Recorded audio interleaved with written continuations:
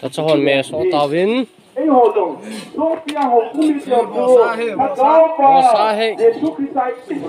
sa specialist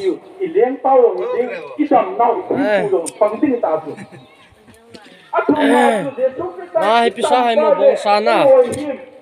ai bong sa he Mr.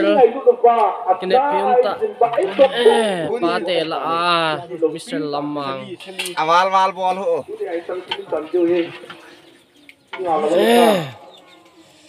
ma yong he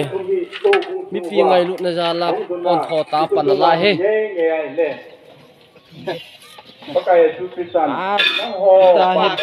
ta he bel ki gol ji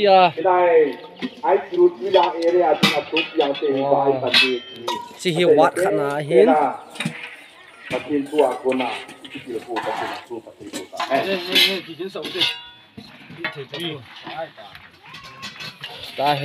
ta he me so na ding me na ne bel ki gol ji ta ta chon chon me ti ha so wa thu ji hin ang yang khun tham khat na lai hin sa tham khat na lai hin tham khat na lai tiếng le lai yang tham khat na lai hin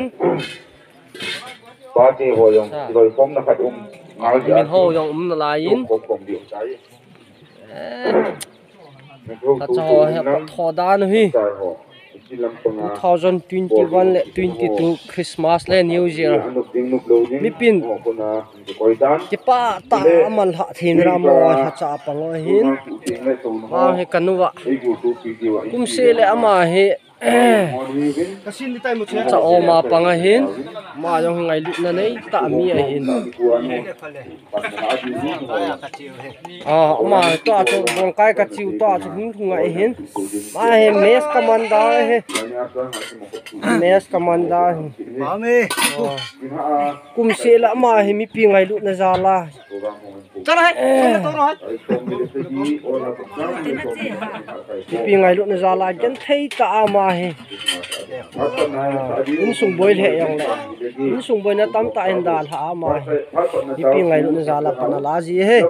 na ka thin phat ta nu te la adinga pha cha ho cha om ho hin hen ngai veo kholo